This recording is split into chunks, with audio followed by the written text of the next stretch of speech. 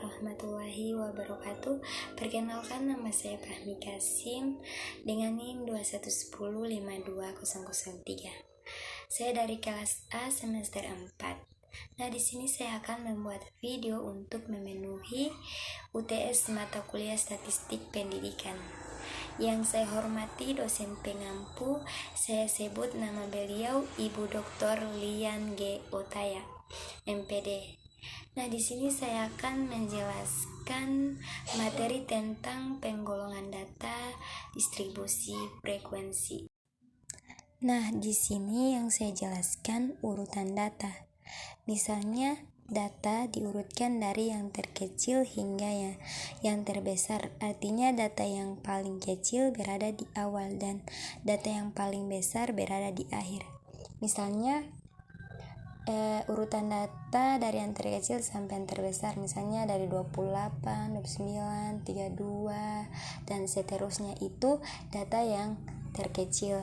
Nah, data yang terbesar misalnya dari 60, 61, 62 dan seterusnya, itu data yang terbesar. Nah, di sini yang pertama rentang atau jangkauan. Rentang sama dengan X max dikurangin X min. Nah, di sini rumusnya dalam rentang, rumusnya X max dikurangin X min. Nah, di sini X max itu yang saya hasilkan angka yang tertinggi yaitu 76. Nah, X min yaitu 28. Nah, di mana X max dikurangin X min. Jadi 76 dikurangi 28. Jadi hasilnya 48. Kemudian yang kedua, banyaknya kelas K 1 tambah 3,3 log N, 1 tambah 3,3 log 50, 1 tambah 3,3 itu 1,7, 1 tambah 5,61. Nah, mengapa di situ ada 6,61 sama dengan 7? Ya, karena 6,61 itu boleh juga dari hasil 1 tambah 3,3 kali 1,7 atau juga dari 1 tambah 5,61. Jadi hasilnya 6,61. Dan mengapa dari situ 6,61 hasilnya 7? Ya karena dia sudah melewati 5. Jadi 6 tambah 1 7. Nah, yang ketiga interval kelas. Rentang atau banyak kelas. 48 bahagi 6,61 hasilnya 7,26. Nah, mengapa di situ 48? Karena di 48 itu hasil dari rentang X max dan X min yaitu 76,28. Jadi hasilnya 48. Nah, kenapa di situ 48 bahagi 6,61? Ya, hasilnya dari 1,3 dari 1 tambah 3,3 kali 1,7. Jadi hasilnya dari 48 bahagi 6,61 hasilnya 7,26. Nah, di sini di frekuensi kelas itu yang di bagian interval frekuensi yaitu saya ambil kelipatan 7, jadi frekuensinya 6. Dan begitu seterusnya dari 34 ke dengan 41 frekuensi 6 dan seterusnya. Jadi saya ambil kelipatan 7. Nah, di sini tabel distribusi frekuensi, ada interval frekuensi, frekuensi absolut, batas nyata, nilai tengah, relatif.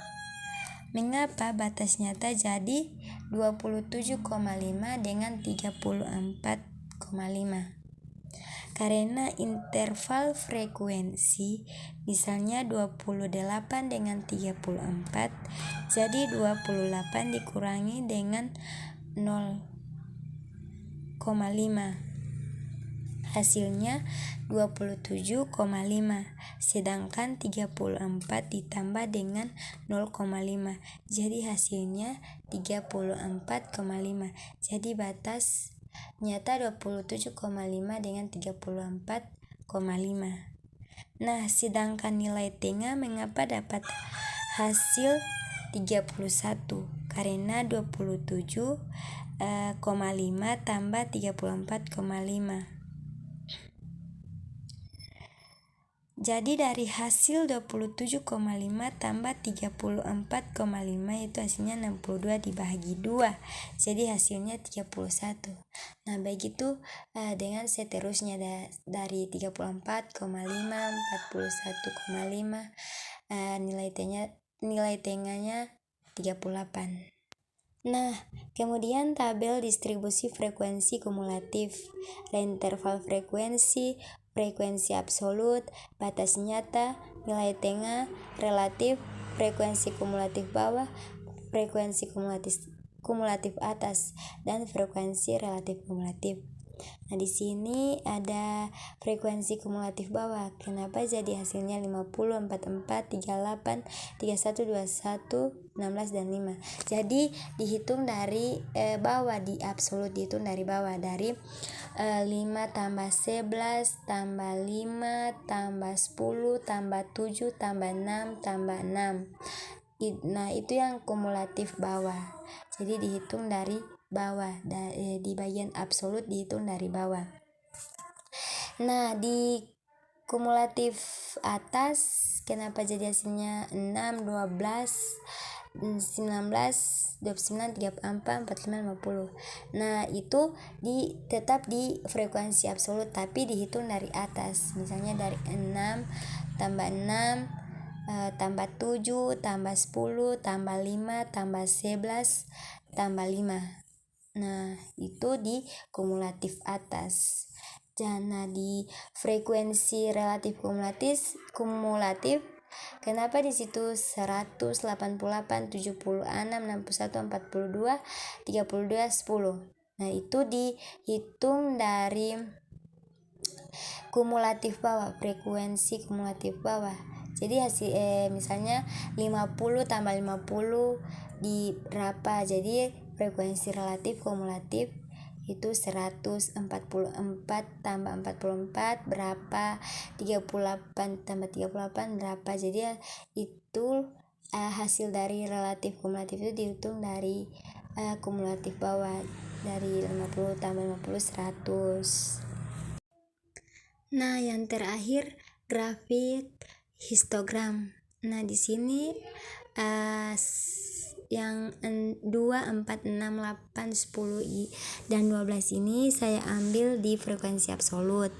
Sedangkan 27,5 saya ambil di batas nyata. Misalnya 27,5 absolutnya 6. Begitu juga 34,5 absolutnya 6. 41,5 absolutnya 7. Nah, begitu dan seterusnya. Misalnya 48,5 itu absolutnya 10. Kemudian grafik poligon. Nah, di grafik poligon di 2, 4, 6, 8, 10, 12 tetap sama, saya ambil di frekuensi absolut. Nah, di sini di 3,45 itu saya ambil di batas nyata. Di grafik histogram 27,5 di grafik poligon di batas nyata 34,5. Nah, begitu. Nah, itulah penjelasan dari saya tentang materi penggolongan data distribusi frekuensi. Jika ada kata yang salah mohon dimaafkan. Wassalamualaikum warahmatullahi wabarakatuh.